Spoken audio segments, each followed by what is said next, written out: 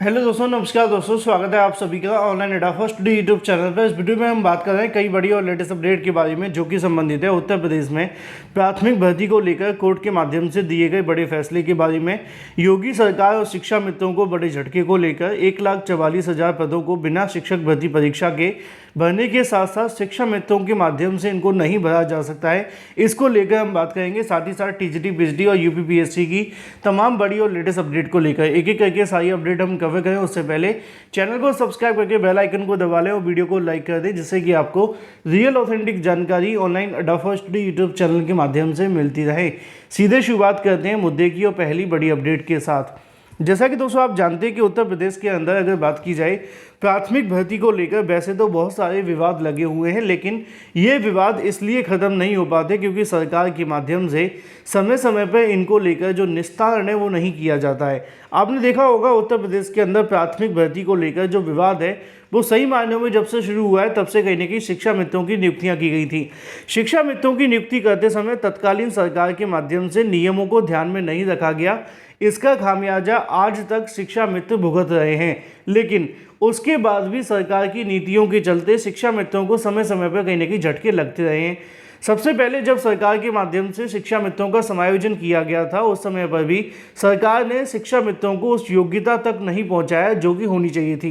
देखो, बहुत सारे शिक्षा मित्र भी कमेंट करते हैं मेरी वीडियो के नीचे और उनका कहना ये होता है कि सर आप क्या चाहते हैं, मेरे चाहने और चाहने से कोई फर्क नहीं पड़ता, मेरा काम बस आपको सूचना देना है। दिक्कत यह है कि जब किसी मामले पर जानकारी दी जाती है, अगर तो किसी के बेनिफिशियल है तो उनको अच्छी लगती है, अगर किसी के लिए बुरी है तो उनको लगता है कि जानकारी मैंने दी है, जबकि मेरा काम सिर्फ आपको सुप्रीम कोर्ट, हाई कोर्ट के माध्यम से दिए गए आदेश बताना है और कुछ नहीं।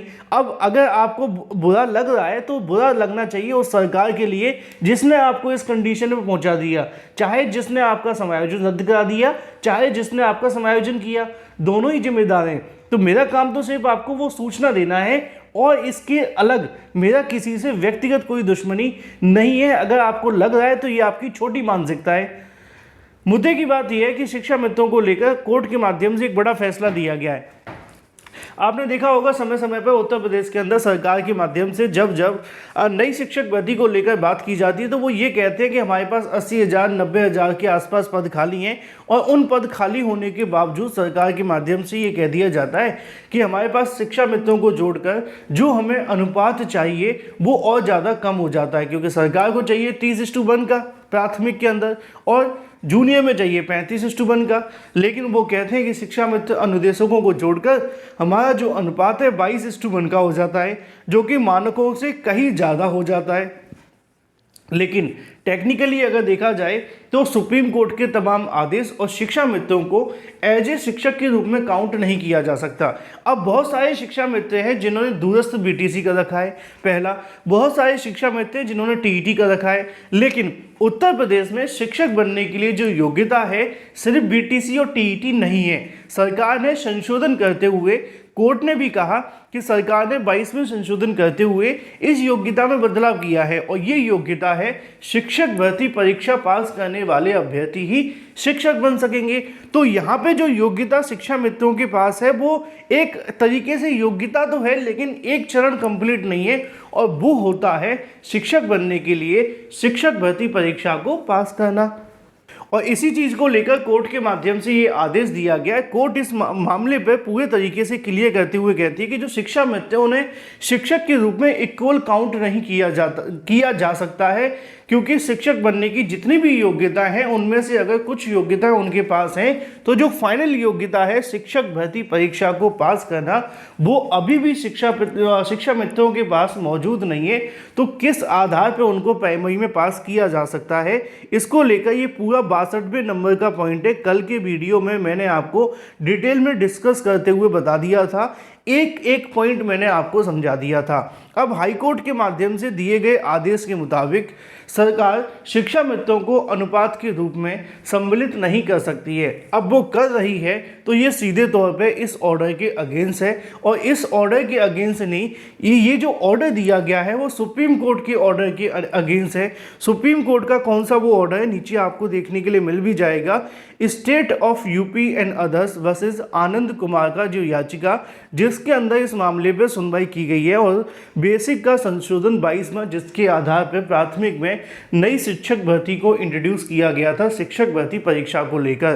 तो इसके आधार पर अगर आप ध्यान से देखें तो प्राथमिक के अंदर जो बीएड करने वाले अभ्यर्थी या बीटीसी करने वाले अभ्यर्थी हैं, जब तक वो शिक्षक भर्ती परीक्षा को पास नहीं कर लेते तब तक वो इस भर्ती के अंदर या प्राथमिक में टीचर बनने के लिए एलिजिबल नहीं होंगे। और इसीलिए यहाँ पे कहीं ना कहीं पॉइंट नंबर 63 के अंदर ये जो सुनवाई है वो देखने के लिए मिली। और the aforesaid aspect makes it evident that qualification required for purpose of appointment as a assistant teacher are not required for appointment as a शिक्षा मित्र and therefore with the government order clearly allied in assistant teacher with शिक्षा मित्र eventually जो unequal जो है उनको equal मान लिया गया, यानी कि जो बराबर नहीं है फिर भी उनको बराबर माना जा रहा है, जो कि सरकार का आदेश पूरे तरीके से गलत है। और अगर आप अभी भी नहीं समझ पाए तो मैं बता देता हूँ, उत्तर प्रदेश में ट्रांसफ़र चल रहे थे, समायोजन चल रहा था और उस समय पर सरकार ने कहा कि हम शिक्षा मित्रों को जोड़ करके ट्रांसफ़र करेंगे, क्योंकि कहीं पर अगर एक शिक्षक मौजूद नहीं है तो शिक्षक का मतलब सिर्फ शिक्षक होना चाहिए, लेकिन सरकार चाहती थी कि शिक्षा मित्रों को भी शिक्षक के रूप में काउंट कर लिया जाए, फिर जाकर के ट्रांसफ़र कंप्लीट होने चाहिए। लेकिन सरकार की इस बात को लेकर कोर्ट सहमत दिखाई दी थी। कोर्ट ने कहा कि जब शिक्षा मित्रों को शिक्षक के रूप में सुप्रीम कोर्ट ने काउंट करने से ही मना कर दिया है तो आप किस आधार पर उनको कहीं ना कहीं शिक्षक के रूप में काउंट कर सकते हैं। और इस बात को ध्यान में रखकर उन्होंने यहाँ पर सीधे तौर पर सरकार के उस नोटिफिकेशन को डाउन कर दिया और अब यहाँ पर सीधे तौर पे जो शिक्षा मित्र हैं उनको समानुपात में सम्मिलित नहीं किया जा सकता है अकॉर्डिंग टू कोर्ट ऑर्डर। और ये तो सुप्रीम कोर्ट ने भी बहुत पहले कह दिया था। अब ये तो एक मामला है, देखना ये होगा कि 1,44,000 जो शिक्षा मित्र हैं उनके पदों को भरा माना जाता है कि नहीं आगे सरकार के माध्यम से, या इस कोर्ट ऑर्डर की अवहेलना की जाती है। फिलहाल के लिए यही एक बड़ी अपडेट है जो कि आप सभी को देखने के लिए मिली है कोर्ट ऑर्डर के माध्यम से।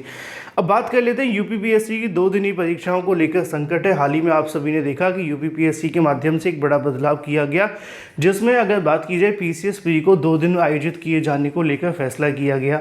अब दिक्कत यह है कि हाल ही में सुप्रीम कोर्ट ने एक फैसला दे दिया जिसमें यह कहा गया कि चयन प्रक्रिया शुरू होने के बाद आप कोई बदलाव नहीं कर सकते। अब ये बदलाव कितना महत्वपूर्ण होगा, क्या ये लागू रहेगा, ये देखना दिलचस्प है, क्योंकि अब इस मामले को लेकर सुप्रीम कोर्ट का ऑर्डर आ जाने के बाद कुछ अभ्यर्थी इस मामले को लेकर कोर्ट जाने की तैयारी कर रहे हैं। उनका कहना ये है कि परीक्षा एक ही दिन में आयोजित होनी चाहिए। अब 1 दिन में हो या 2 दिन में, मुझे नहीं लगता कोई फ़र्क होगा। बात कर लेते हैं अपनी अगली अपडेट के बारे में, जो कि संबंधित है टीजीटी जीव विज्ञान के इंटरव्यू को लेकर। टीजीटी जीव विज्ञान के संबंध में एक नोटिस जारी कर दिया गया है। जो भी संबंधित अभ्यर्थी वो जाकर के देख सकते हैं। आप सभी के लिए अगर बात की जाए, जो इंटरव्यू होने जा रहे हैं 29 को है और 164 अभ्यर्थी इसमें सम्मिलित होंगे। 2011 की ये भर्ती। अधिक जानकारी के लिए आयोग विजिट करके चेक कर सकते हैं। Thank you for watching this video.